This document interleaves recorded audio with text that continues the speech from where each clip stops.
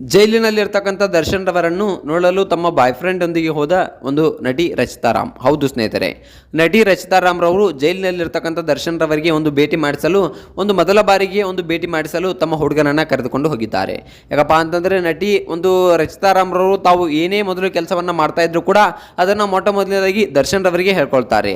So ಈ ಬಾರಿಯೂ ಕೂಡ ತಮ್ಮ ಪ್ರೀತಿಸ್ತಕ್ಕಂಥ ಹುಡುಗನೊಂದಿಗೆ ಜೈಲಿಗೆ ಭೇಟಿ ನೀಡಿ ಅಲ್ಲಿ ದರ್ಶನ್ ರವರಿಗೆ ಒಂದಿಷ್ಟು ಹಣ್ಣುಗಳನ್ನು ಕೊಟ್ಟು ವಾಪಸ್ಸನ್ನು ಬಂದಿದ್ದಾರಂತೆ.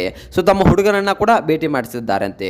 ಸೊ ಅಷ್ಟಕ್ಕೂ ಯಾರು ಆ ಹುಡುಗ, ಏನನ್ನ ಕೆಲಸ ಮಾಡ್ತಾರೆ, ಸೊ ಏನು ಮಾಡ್ತಾರೆ, ಇವರೇನಾದರೂ ಕನ್ನಡಿಗರ ಅಥವಾ ವಿದೇಶದವರ, ಸೊ ಏನು ಕೆಲಸ ಮಾಡ್ತಾರೆ, ಇದೆಲ್ಲದರ ಬಗ್ಗೆ ಸಂಪೂರ್ಣವಾದ ಮಾಹಿತಿಯನ್ನು ಈ ಒಂದು ವಿಡಿಯೋದಲ್ಲಿ ನಾನು ನಿಮಗೆ ತಿಳಿಸ್ಕೊಡ್ತೀನಿ.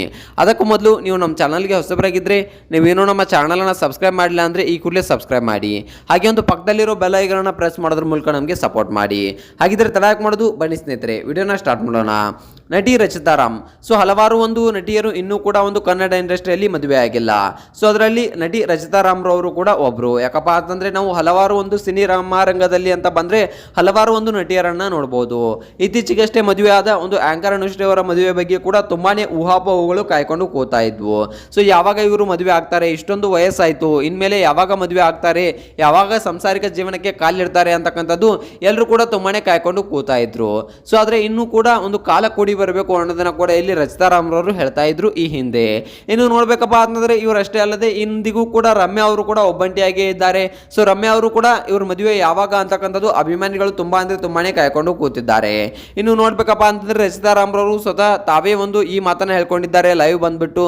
ಸೊ ಇನ್ನು ನೋಡ್ಬೇಕಪ್ಪ ಅಂತಂದ್ರೆ ರಚಿತಾ ರಾಮ್ ರವರು ದರ್ಶನ್ ರವರಿಗೆ ಭೇಟಿ ಮಾಡಿಸಲು ಹೋದಾಗ ಆ ವಿಡಿಯೋ ವೈರಲ್ ಆದ ತಕ್ಷಣ ರಚಿತಾ ರಾಮ್ ರವರೇ ಸ್ವತಃ ಲೈವ್ ಬಂದ್ಬಿಟ್ಟು ತಮ್ಮ ಹುಡುಗನ ಬಗ್ಗೆ ಮಾಹಿತಿಯನ್ನು ಹಂಚಿಕೊಂಡಿದ್ದಾರೆ.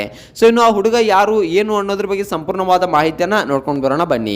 ಮೊದಲನೇದಾಗಿ ರಚಿತಾ ರಾಮ್ ರವರು ಮೊದಲು ಎಂಟ್ರಿ ಕೊಟ್ಟಿದ್ದು ಸಿನಿಮಾ ರಂಗಕ್ಕೆ ಧಾರಾವಾಹಿಗಳ ಮೂಲಕ ಎಂಟ್ರಿ ಕೊಡ್ತಾರೆ. ಧಾರಾವಾಹಿಗಳಲ್ಲಿ ನೆಗೆಟಿವ್ ಪಾತ್ರಗಳನ್ನ ಮಾಡೋಕೆ ಸ್ಟಾರ್ಟ್ ಮಾಡ್ತಾರೆ.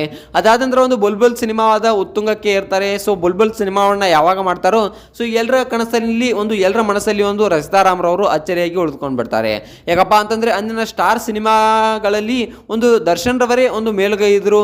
ನಟರಲ್ಲಿ ದರ್ಶನ್ ರವರೇ ಹ್ಯಾಟ್ರಿಕ್ ಹೀರೋ, ಶಿವರಾಜ್ ಕುಮಾರ್ ಅವರಾಗಿರಬಹುದು, ದರ್ಶನ್ ರವರೇ ತುಂಬಾನೇ ಫೇಮಸ್ ಆಗಿದ್ರು. ಅಂತಹ ಫೇಮಸ್ ಕಾಲದಲ್ಲಿ ದರ್ಶನ್ ರವರಿಗೆ ಸ್ಕ್ರೀನ್ ಅನ್ನ ಹಂಚಿಕೊಂಡು ತುಂಬಾನೇ ಖುಷಿಯಿಂದ ತುಂಬಾನೇ ಫೇಮಸ್ ಆದ್ರು ರಚಿತಾ ರಾಮ್ ರವರು. ಇಂದಿಗೂ ಕೂಡ ದರ್ಶನ್ ರವರನ್ನ ಅಷ್ಟೇ ಭಕ್ತಿಯಿಂದ ಆಗ್ಲಿ, ಅಷ್ಟೇ ಶ್ರದ್ಧೆಯಿಂದ ನೆನೆಸ್ತಾರೆ. ಸೊ ಇಲ್ಲ ನಾನು ಇವತ್ತಿಗೆ ಏನಾದ್ರೂ ಈ ಮಟ್ಟಕ್ಕೆ ಇದ್ದೀನಿ ಅಪ್ಪ ಅಂತಂದ್ರೆ ಅದಕ್ಕೆ ದರ್ಶನ್ ರವರೇ ಕಾರಣ ಅಂತಕ್ಕಂಥದ್ದನ್ನ ಇಂದಿಗೂ ಕೂಡ ರಚಿತಾ ರಾಮ್ ರವರು ಸ್ವತಃ ತಾವೇ ಹೇಳ್ಕೊಳ್ತಾರೆ. ಬೆಳೆದು ಬಂದ ಹಾದಿಯನ್ನು ಇನ್ನೂ ಕೂಡ ರಚಿತಾ ರಾಮ್ ರವರು ಮರೆದಿಲ್ಲ. ಯಾಕಪ್ಪ ಅಂತಂದರೆ ನನ್ನನ್ನು ಈ ಮಟ್ಟಿಗೆ ತಂದಿದ್ದು ದರ್ಶನ್ ರವರು, ನಾನು ಯಾವಾಗಲೂ ಅವರಿಗೆ ಕ್ರೆಡಿಟ್ಸನ್ನು ಕೊಡ್ತೀನಿ ಅನ್ನೋ ಮಾತನ್ನು ರಚಿತಾ ರಾಮ್ ರವರು ಹೇಳ್ತಾರೆ. ಸೊ ಅದಾದ ನಂತರ ಮತ್ತೆ ಅದನ್ನು ಆ ಫಿಲ್ಮ್ ಮುಗಿದಾದ ತಕ್ಷಣ ಅವರ ಸಿನಿಮಾ ನಟನೆಯನ್ನು ನೋಡಿ ಎಲ್ಲರೂ ಕೂಡ ಅವರಿಗೆ ಅವಕಾಶವನ್ನು ಕೊಡೋಕ್ಕೆ ಸ್ಟಾರ್ಟ್ ಮಾಡ್ತಾರೆ. ಆನಂತರ ಪುನೀತ್ ರಾಜ್ಕುಮಾರ್ ಆಗಿರ್ಬೋದು, ಸುದೀಪ್ ಆಗಿರ್ಬೋದು, ಹಾಗೆ ತುಂಬಾನೇ ಸಿನಿಮಾದ ಆಫರ್ಗಳು ಇವರಿಗೆ ಬರೋಕ್ಕೆ ಸ್ಟಾರ್ಟ್ ಆಗ್ತವೆ. ಸೊ ಅವಾಗಿಂದ ಕೂಡ ರಚಿತಾ ರಾಮ್ ರವರು ಇನ್ನೂವರೆಗೂ ಕೂಡ ಯಾವುದೇ ಹಿಂದು ತಿರುಗಿ ನೋಡೇ ಇಲ್ಲ. ಸೊ ಅಷ್ಟೊಂದು ಸಿನಿಮಾಗಳನ್ನು ಇವರು ಮಾಡಿದ್ದಾರೆ.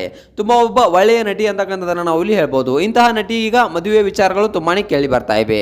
ಸೊ ಅವರು ಹೇಳ್ಕೊಂಡಿದ್ದಾರಂತೆ ಬಿಸ್ನೆಸ್ ಮ್ಯಾನ್ ಅನ್ನ ಇವರು ಮದುವೆ ಆಗಲಿದ್ದಾರಂತೆ. ಸೊ ಆ ಬಿಸ್ನೆಸ್ ಮ್ಯಾನ್ ಕೂಡ ತುಂಬಾನೇ ಒಬ್ಬ ಒಳ್ಳೆಯ ಫ್ರೆಂಡ್ ಆಗಿದ್ರಂತೆ ಇಷ್ಟು ದಿನ. ಈಗ ಇವರೊಂದಿಗೆ ಮದುವೆಯನ್ನು ಕೂಡ ಆಗಲಿದ್ದಾರಂತೆ. ಸೊ ಅವರು ಯಾರು ಏನು ಅಂತಕ್ಕಂಥದ್ರ ಬಗ್ಗೆ ಸಂಪೂರ್ಣವಾದ ಮಾಹಿತಿಯನ್ನ ಇನ್ನೂ ಕೊಟ್ಟಿಲ್ಲ. ಆದಷ್ಟು ಬೇಗ ನಾನು ನಿಮಗೆ ಅಪ್ಡೇಟ್ ಅನ್ನ ಮಾಡ್ತೀನಿ. ಸೊ ಈ ರಚಿತಾ ರಾಮ್ ರವರ ಮದುವೆ ಬಗ್ಗೆ ನಿಮ್ಗೆ ಏನಿಸ್ತಾ ಅನ್ನೋದನ್ನ ಕಮೆಂಟ್ ಮಾಡಿ.